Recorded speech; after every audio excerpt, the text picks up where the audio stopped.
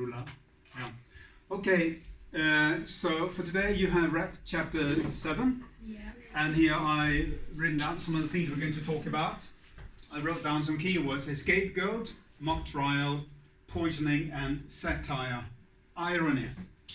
Okay, actually I thought we should start with the last thing first, because I've been saying from the very beginning, since even before we really started reading, that this book is an allegory. It's George Orwell making a serious attempt to address issues in his days, but even since this is regarded a classic, we can read it as an allegory even in our day, because it does have a lot of things to say about real life. Okay, so it has a surface meaning, but also it has layers of deeper meanings which are highly relevant. That has been my message all along, and I hope you're trying to understand what I'm saying. Okay, now to start with the last thing first, satire and irony. I said from the beginning, okay, so what is satire? Well, satire is a kind of humor. It's used by people who are making fun of those in power, not those who are beneath, but those who are above. Sometimes people or systems are in power do not listen perhaps to logical arguments. So then sometimes perhaps what is left is ridiculing, making fun of. And that is also what George Orwell did in this novel. There's a lot of satire. There's a lot of irony. I'm not sure still if you understand what this is, or if you can see it in the text as you read. But I really, really want to help you see it, because it's just dripping. It's just all over the place, and it's really quite hilarious. It's quite fun. So to help you understand that, I thought we could just listen. This is a very short film. It's like 50 seconds. Are you familiar with this face? Do you know who she is? Sarah Cooper? No. Comedian? No. Okay, let me just introduce her to you shortly, and then we're going to watch this. Now, this is really fun. Now, Sarah Cooper, she used to be a Google employee, and then she did some other things. She's a comedian, stand-up comedian. She has many talents. Then she started doing some small videos on TikTok. Actually, we've been talking about TikTok. This is she's been doing videos on TikTok where she is impersonating. She's mimicking Donald Trump, and like things that he has been saying that you just wonder, you know. So is this the guy we want for president for another 4 years?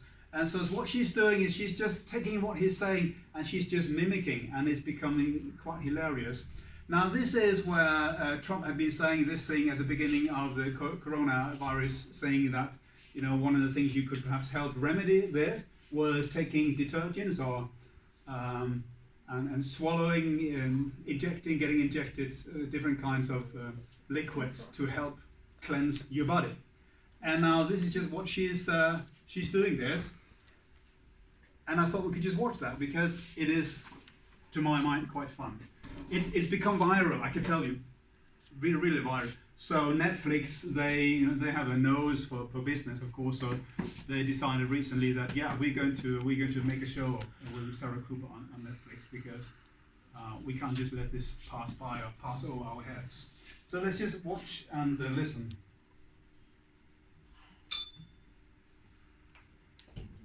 This, whether it's ultraviolet or just very powerful light. And I think you said that hasn't been checked, but you're going to test it. And then I said, supposing you brought the light inside the body, which you can do either through the skin or in some other way. And I think you said you're going to test that too. Sounds interesting. Right, and then I see the disinfectant, where it knocks it out in 1 minute. And is there a way we can do something like that by injection inside, or almost a cleaning? Because you see it gets on the lungs and it does a tremendous number of lungs. So it'd be interesting to check that. So that you're going to have to use medical doctors with. But it sounds interesting to me. There are just so many of those small clips, and they're not very long, and they're just short. But now what makes it fun, of course, is if you're familiar with what she's making fun of, those when Trump actually uttered those things, because there are quite many.